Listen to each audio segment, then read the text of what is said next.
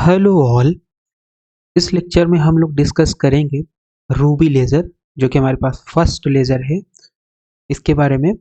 और इसके energy levels के बारे में डिस्कस करेंगे कि किस तरीके से इसमें ट्रांजिशन होता है। तो सबसे पहले रूबी लेज़र जो है, ये क्या है? फर्स्ट मैन मेड लेज़र है या फर्स्ट लेज़र है जो कि बनाया गया था टी मेनमैन के द्वारा इन 1960 में। It is a solid state laser. ये कैसा लेज़र है? सॉलिड स्टेट है। Having the active centers are fixed in a crystal or glassy materials, या ग्लासी मटेरियल या आपके पास क्रिस्टल में ये एक्टिव सेंटर फिक्स्ड होंगे। तो एक्टिव सेंटर बेसिकली क्या है? जो आपके पास एक्टिव सेंटर होगा उन्हीं के एनर्जी लेवल्स में। तो एक्टिव सेंटर्स आपका आयंस हो सकता है, तो आयंस का जो एनर्जी लेवल्स होगा उन्हीं एनर्जी लेवल्स में एटम का ट्रांजिशन होगा और उन्हीं ट्रांजिशन में स्टिमुलेटेड एमिशन होगा, जिसकी वजह से आपका लेजर प्राप्त होगा। ठीक है, तो एक्टिव सेंटर्स बेसिकली क्या होते हैं कि ऐसे आयन से एटम्स जिनके एनर्जी लेवल्स में स्टिमुलेटेड एमिशन हो, उन्हीं को एक्टिव सेंटर्स बोलते हैं। दीज लेजर्स या सॉलिड स्टेट लेजर्स इसको हम बोलते हैं। These lasers solid state are electrically non conducting. ये कैसे होते हैं? नॉन कंडक्टिंग होते हैं। और इनमें क्या होता है? डोप्ड होते हैं इंसुलेटर। डोप्ड होते हैं इंसुलेटर, या इसको बोला जाता है doped insulator laser.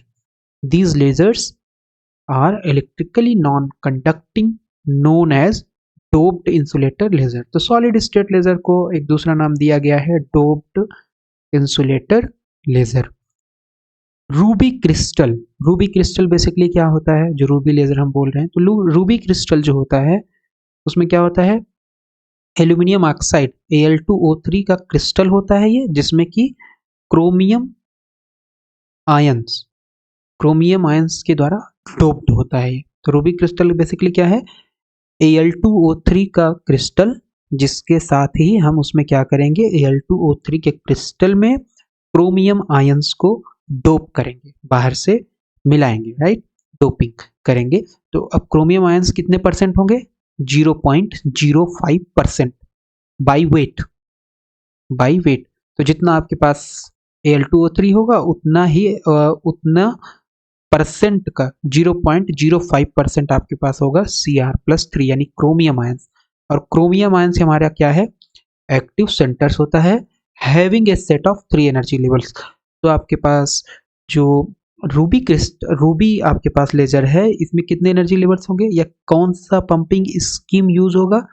3 level pumping scheme या 3 energy levels pumping scheme use होगा। तो सबसे पहले यहाँ पे हमारे पास ये रूबी क्रिस्टल है।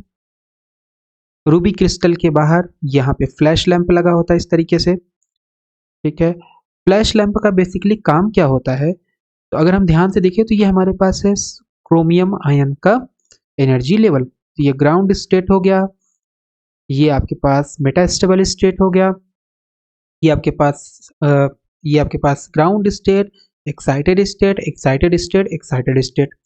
ओके, लेकिन ये जो एक्साइटेड स्टेट है इसकी एक खास बात है। खास बात क्या है? यहाँ पे एटम्स जो रुकेंगे उनका समय ज़्यादा होगा, ज़्यादा देरी तक इस एनर्जी लेवल में रुकेंगे।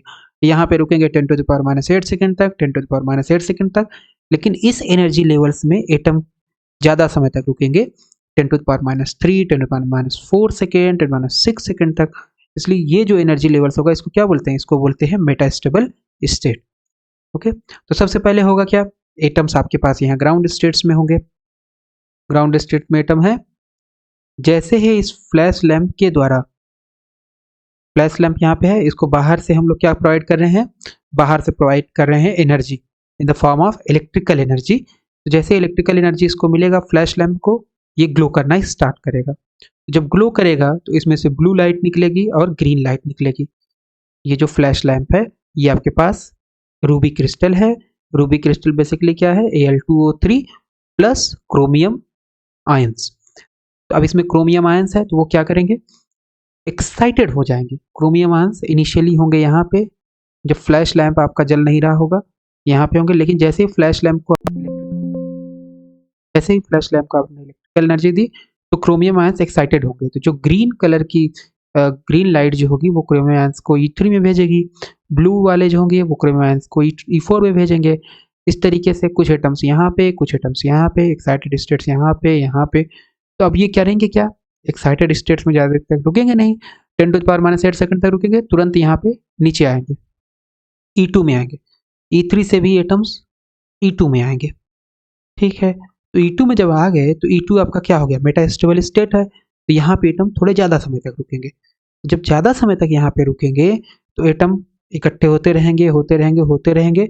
जैसे ही इस लेवल में एटम की संख्या जितनी ग्राउंड स्टेट में है उसकी संख्या के आधे से ज़्यादा हो गई। कहने का मतलब है कि अगर आपके पास मान लें कि इसमें E2 में जो नंबर ऑफ एटम्स हैं N2 है और E1 में जो नंबर ऑफ एटम्स है लेट्स से N1 है, तो जैसे ही N2 की संख्या N1/2 से ज़्यादा होगी वैसे ही पॉपुलेशन इन्वर्जन की कंडीशन सेटिस्फाई हो गई और ये आपका बन जाएगा अपर लेजिंग लेवल और ये बन जाएगा लोअर लेजिंग लेवल और यहाँ से आपका स्टिमुलेटेड एमिशन स्टार्ट हो जाएगा। स्टिमुलेटेड एमिशन जैसे ही स्टार्ट होगा, दो एनर्जी लेवल्स के बीच में E2 और E1 के बीच में आपको क्या मिलेगा, लेजर मिलेगा जिसका वेवलेंथ होगा 6943 एंगस्ट्रॉम, 6943 एंगस्ट्रॉम हो जाएगा। तो यहाँ इस तरीके से आपका रूबी लेजर काम करता है। ठीक है, तो ये हमने देख लिया कि रूबी लेजर और ये कैसा है। तो बेसिकली अगर ध्यान से देखिए ये ग्राउंड स्टेट हो गया,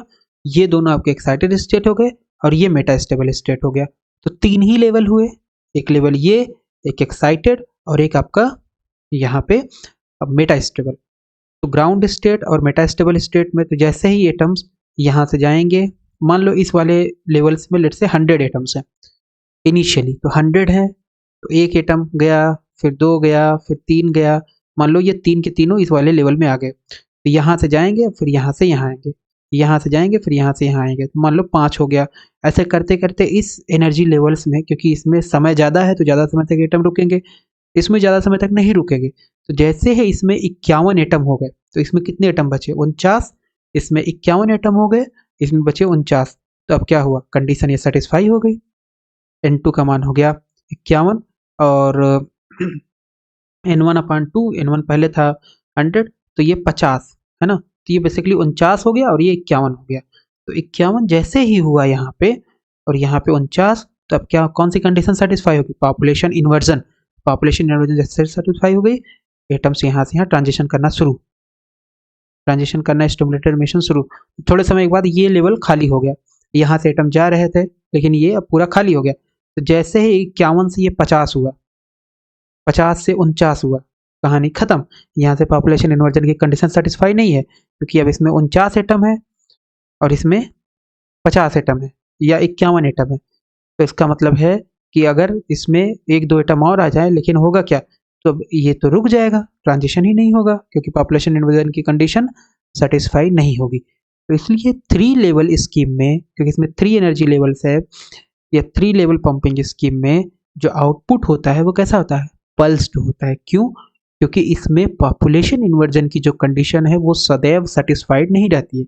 जैसे ही इसमें ये एनर्जी लेवल खाली हो गया, तो अब इसको भरने में, इस एनर्जी लेवल को भरने में, यहाँ से एटम यहाँ जाएगा, फिर यहाँ से यहाँ, यहाँ से यहाँ, फिर यहाँ से यहाँ, यहाँ से यहाँ, तो भरने में थोड़ा समय लगेगा। तो जैसे ही भरने में इसको समय लगेगा, तो वो जितना समय लगेगा उस समय आपको आउटपुट नहीं मिलेगा। इसलिए यहाँ पे जो हमें रूबी क्रिस्टल में जो मिलता है वो आउटपुट कैसा होता है, पल्स्ड होता है और ड्यूरेशन कितना होता है, माइक्रो सेकेंड के बाद लेजर आउटपुट आपको मिलेगा। तो ये हमने डिस्कस कर लिया रूबी लेजर, जो कि बेसिकली 3 लेवल पंपिंग स्कीम को फॉलो करता है।